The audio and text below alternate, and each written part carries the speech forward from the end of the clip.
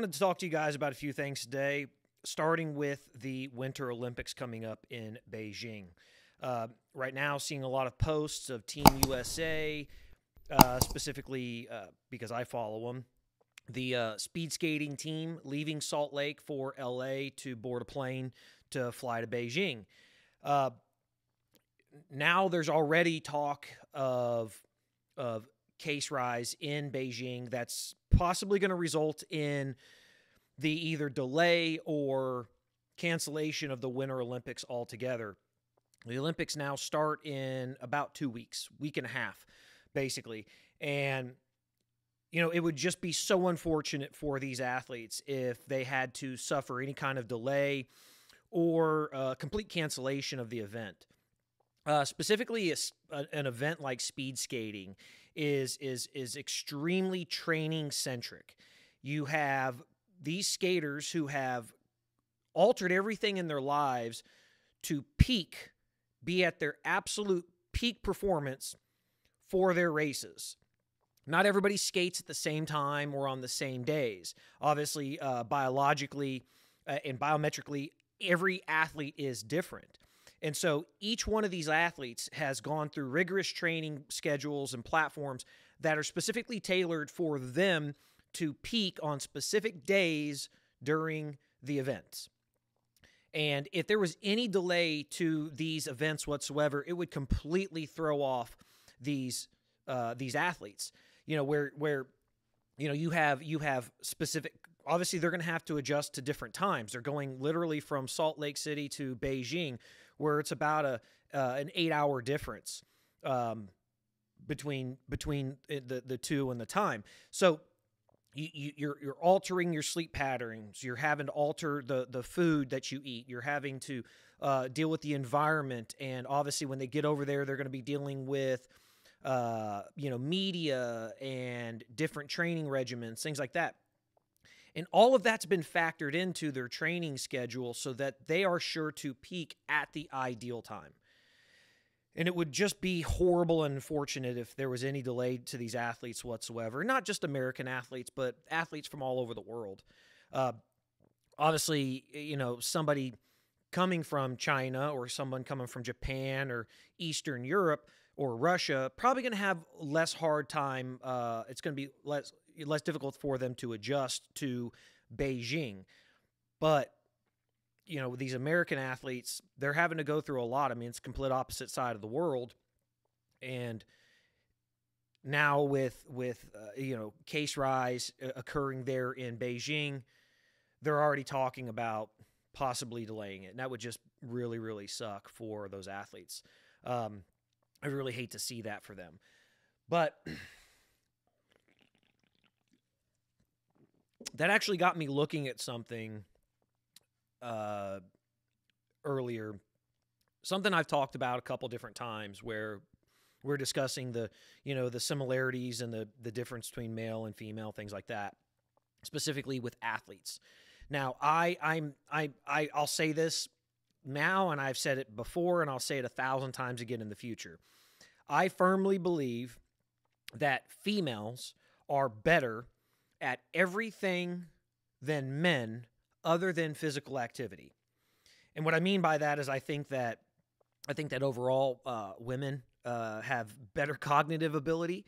I think that overall they have better emotional stability. I think that overall women just are better at most things than men are, with the exception of physical activity. And what I mean by that is that women are capable. Women are strong and they can compete. But when you take the top athletes in a specific sport, even in a specific like speed skating, for example, a specific distance, there's going to be no comparison between the male and female athletes. For example, I looked up the 500-meter sprint times for long track speed skating. Now, a long track speed skating track is 2 lanes, and when you do a 500 meter, You start 100 meters before the finish line, and you both start in the same spot. And on the back stretch, you have to cross lanes. You have to switch over. This is to keep, obviously, the distances consistent between the two, because the person who starts on the outer lane is going to have a much larger first corner. So when they come in, they have a smaller second corner, whereas the person who starts on the inside lane has a very small corner, and they're going to have to finish on the larger outside corner. Again, that's for evening the distances, and even in other distances, they cross over every single lap. That's to keep consistency. So anyway, I was looking up the fastest times in 2021, because there's not, 2022, pretty much everybody's been getting ready for the Olympics. So World Cups, large events were happening in November and December. So the fastest 500-meter time for a woman was set by a Russian female at the Canada Olympic Oval in Calgary, with a time of 36.66. That's 36.66 seconds to do a 500 meter. That is exceptionally fast. That's very, very fast. That is the fastest time that a woman set. A man at the same event, a Canadian man at the same exact event in December at the Canada Olympic Oval, had a time of 33.77 seconds. So 2.89 seconds faster, almost 3 seconds faster than the fastest female. Now, the number one female sprinter in the world, Erin Jackson, phenomenal athlete. Her fastest time this year, or this season for 2021, was 36.8 seconds. Again, a phenomenal, phenomenal time. She will more than likely win the Olympics. But that is still 3 seconds slower than the fastest man out there. And I know that doesn't sound like a lot, but in speed skating, 3 seconds, especially towards the end of a 500-meter race where you are going all out, top speed, 3 seconds is about 40 feet. It's pretty close to 40 feet, the distance between the two of them. That's a huge gap in speed skating. 3 seconds is a very large gap. Most of these events, something like the 500-meter, is only determined by tenths and hundredths of a second. So, like if Erin Jackson skates a 36.80 at the Olympics in Beijing and she wins, more than likely whoever gets second is going to skate somewhere right around a 36.81 or 82, or even into the thousandths. It's going to be very small, the distance between these two. So someone to have a 3-second distance is huge. Another example of that would be somebody like JoeyMantia. JoeyMantia, just like Erin Jackson, came from inline speed skating, transitioned over to ice. Now, when you go to ice, traditionally at some point throughout your career, you become specialized. They make you pretty much skate every event in the very beginning so that there's baseline times, because everything's recorded. There's baseline times for everything, so you can go back and forth to determine, where you're going to go. So, like, for example, JoeyMantia is a specialist. He concentrates heavily on the 1,000 meter, the 5,000 meter, the 1,000 meter, the 1,500 meter, and then the mass start. Those are his specific events that he specializes in long track speed skating. JoeyMantia in 2013 skated a 36.0 second 500 meter. And he's not a sprinter. 1,000 meter isn't necessarily considered a sprint. I mean, it is, but it isn't. It's more of a middle distance in speed skating. So in 2013, when he was just starting to skate, he still skated a 500 meter that was faster than the fastest woman out there today. So again, I bring this up not to belittle women, certainly not to degrade them in any way. It's only to point out that there is a biological difference between a male and a female. The reason I originally brought all this up is because we started having a lot of transgender people. Hey, do whatever you want. Cool. I'm happy for you. If you're happy, I'm happy. But what we started to see is a lot of people that would transition from being male to female and then want to compete against females at the Olympic level. We saw this during the Summer Olympics. Biologically, men, when we hit puberty, we start getting testosterone going through our system, and it changes us completely. It makes us a completely different person. It changes our bone structure. It changes the bone density. It changes the density and thickness of our muscle tissue. It obviously, grows facial hair and all kinds of other stuff. When you're born a man, that's what it does.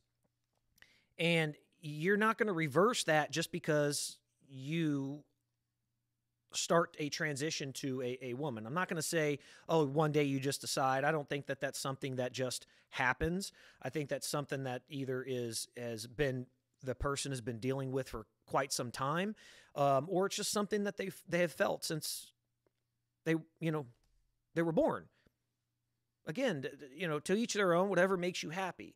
But now what we see, unfortunately, actually saw this the other day, where you have male athletes that are transitioning to female athletes, and they're competing against female athletes in female sports. On the other side, you have females that are transitioning to male and only competing in the female sports. So it's like they want it both ways. They want to go in and they want to transition from male to female and dominate the female sport. And then they also want to transition from female to male, increasing their testosterone and increasing all of their other chemicals pretty much in their system, and competing against women. So now what you have are biological women transition to physical men competing against women. I mean, you're having it both fucking ways. That's insane to me. That's just crazy. I just heard that the other day, and I thought it was absolutely ridiculous that these things are occurring. It's creating a complete double standard. It's not fair to female athletes, biological female athletes. Where it's literally going backwards and taking everything that they had away, everything that women have accomplished in sports and in society is now being completely taken away. And it's not by men like me. It's by people who are transitioning from male to female and minimizing other females. I think it's a ludicrous thing that's occurring. But anyway, last thing I wanted to talk about today, which I just thought was really, really ironic and really crazy. It was the other day that President Joe Biden was caught on a hot mic calling Peter Doocy from Fox News a stupid son of a bitch. Now let that sink in for a minute.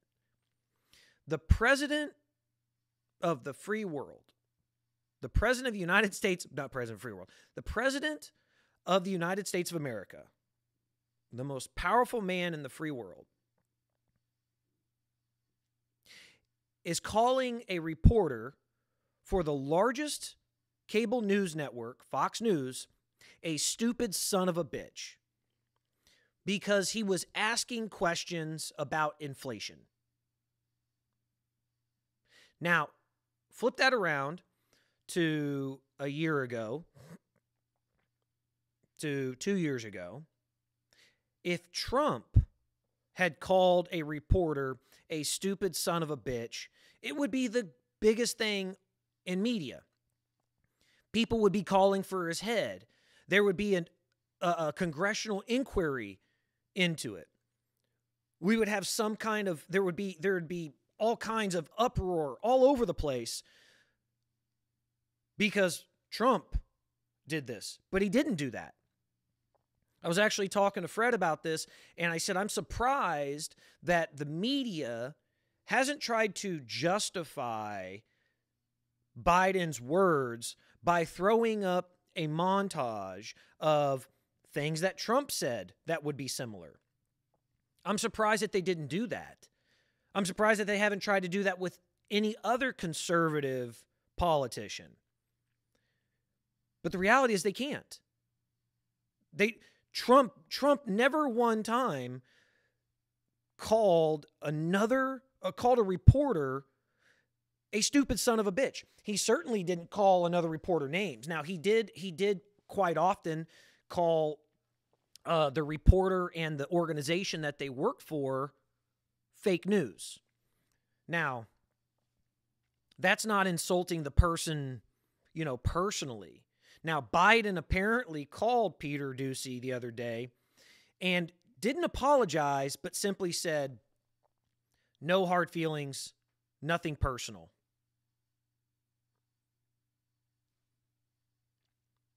You called the man a stupid son of a bitch on worldwide television, and you don't even apologize. You just say, no hard feelings, it was nothing personal? That's crazy. The hypocrisy is so rampant within this organization, and it's so rampant on that side of things. It's a complete overlook. And the reason that there's not a montage up there, because if there was a montage, that they would ultimately be bringing more attention to the fact that he said what he said.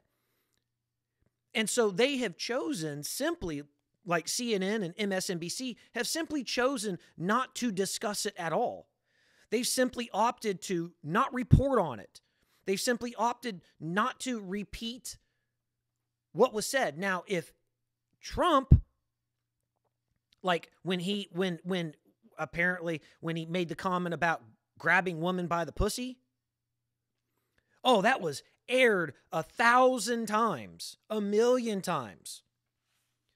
I mean, you had people on Twitter and Facebook and Instagram and YouTube calling for his head, saying he should resign because he's a pig and a disgusting individual for something he said when he was a private individual 15, 20 years ago. He wasn't the president of the United States. Joe Biden has been in office for 50 years. He is the president of the United States and said this on open mic.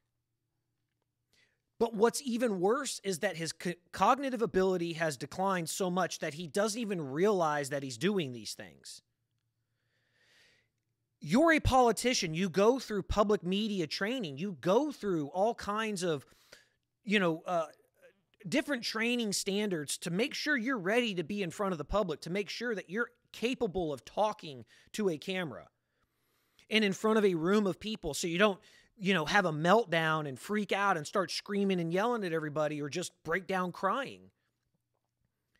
But he's been in office for 50 years, and it tells you that his cognitive decline is so high that he doesn't even realize he's doing it. Because this isn't the first time he's done something like this. This is actually like the third time in the last couple weeks where he's been caught on a hot mic just saying stuff. And I'm telling you right now, that it is right around the corner that Joe Biden is going to make a racist comment on an open mic. I mean, he's already made comments that people just somehow like completely wash over to say that you're not black if you don't vote for me. That's ludicrous. Had Trump or another politician, a conservative politician, said something like that, oh my God, the world would be on fire. But the media just kind of pushes it away. And I'm telling you, it's coming very soon that Joe Biden is going to make some type of crass racial comment on an open mic. It's going to get caught because that's who he is. That's who he is as a person. It's who he is at the core. He is a racist individual. It's documented. Friends with KKK members, supported, continually supported segregation, calling people in inner cities animals. It's coming. And shortly after that occurs, I can promise you that they're going to declare that Joe Biden is ill and is no longer going to be able to continue his duties as president. And shortly thereafter, the presidency will be handed off to Kamala Harris. I actually watched a video yesterday of Gerald Ford giving an interview back in the 80s in Iowa at the Iowa caucuses. And he was asked a question by a little girl referencing when he thought that a female would be president. And Gerald Ford said, of course, I hope one day there is, but I believe that this is what's going to occur. What will occur is that a male will run for president with a female vice president, and that while in office, that male will die, resulting in the female taking over as president. This was back in the 80s. Now, again, that scenario is not, so outlandish to believe would occur. Hey, when when you take all the factors of, you got realistically, you got a two-party system and you got two genders, the factors to make all of this happen aren't that great. So it's not like it's that outlandish of a prediction for it to occur. But it tells you that they've been thinking about this for a long time. This is not something, Kamala Harris becoming the vice president or, the nominee. That's not something that occurred overnight. It's not something that was just a harebrained idea. Someone came up with it and all of a sudden they're thought to be the smartest person in the room. This is something they've been working on for quite some time. It's been in their minds for quite a long time. So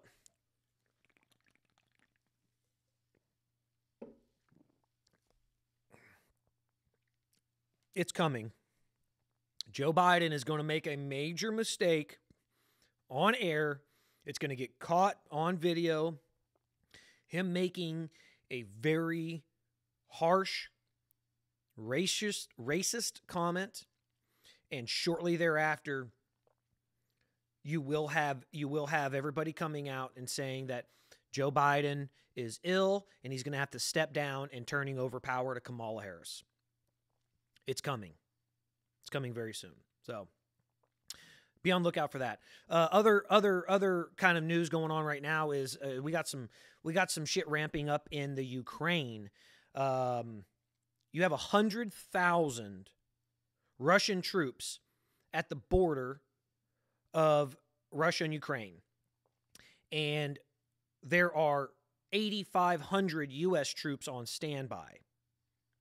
Now, when asked about it, Biden said that if we deploy people to the Ukraine, it will literally be the largest buildup since World War II. This is what's been occurring in the world while us as Americans are fixated on the nonsense in the media and the political struggles and the elections and all their shit. These other countries have been solidifying their position around the world. China and Russia have been making moves that strategically increase their foothold in the world. You have China's roads and bridges program, where they're building infrastructure around the world, specifically very heavily in Africa, big influence in Afghanistan now. You have the South China Sea, which is now disputed waters, where, you know, if a U.S. ship sails in there, it'll essentially amount to an act of war. The threat of invasion in Taiwan, Russia in the Ukraine, the Crimea. This is what these other countries have been doing while we're sitting here worried about, you know, what sex organ is attached to someone's body. I mean, it's like we've been completely distracted by all this stuff. No one pays attention to it. So what you notice is that you didn't have the ramp up like this when Trump was in office. No one was making these kinds of moves while Trump was in office. You didn't have anybody stepping out of line because they knew damn well that Trump wasn't going to take any shit.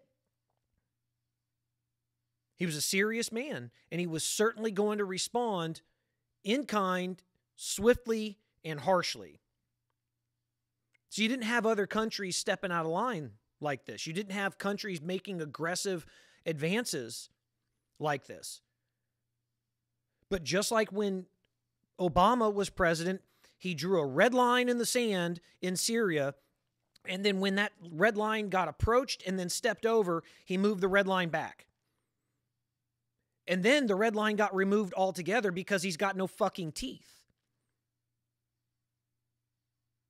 See, politically, they've got a great amount of power, but they're not willing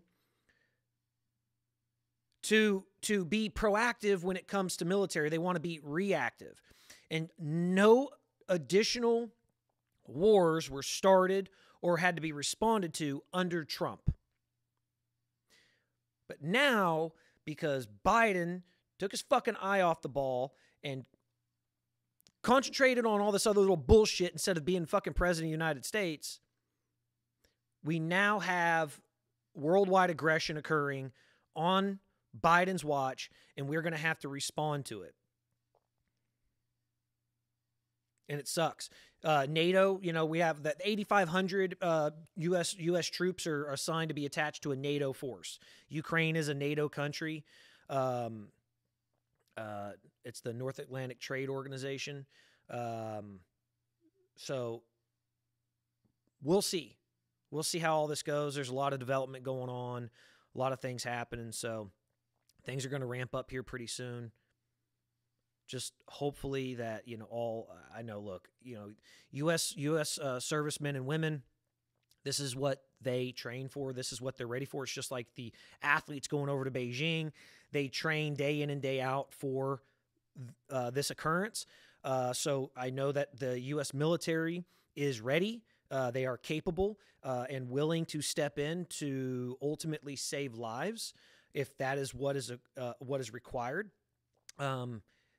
Strategically, obviously, an 8,500-man force is nothing compared to a 100,000-man force from Russia.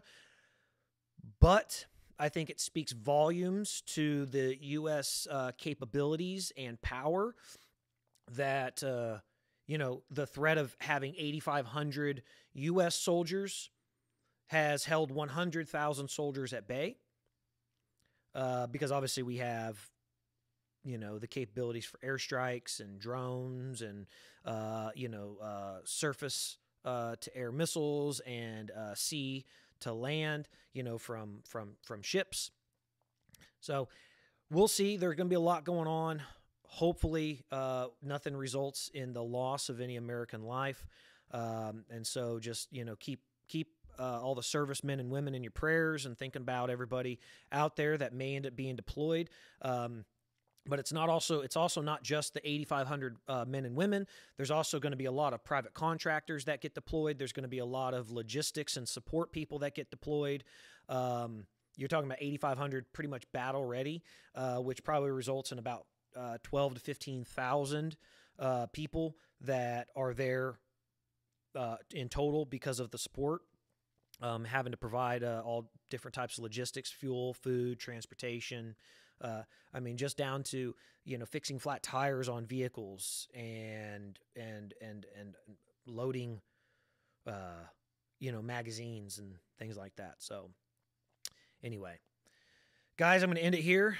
Thank you. Thank everybody for reaching out over the past day or two. You guys have been fantastic. I've appreciated all the messages, all the love and support I've received from everybody. If you guys like what I'm doing here, hit the like button, subscribe, hit the notification button so that way when I do post a new video, go live, you guys get notified. Thank you guys for everything that you guys do. I appreciate it, and I'll talk to you all very, very soon. Bye.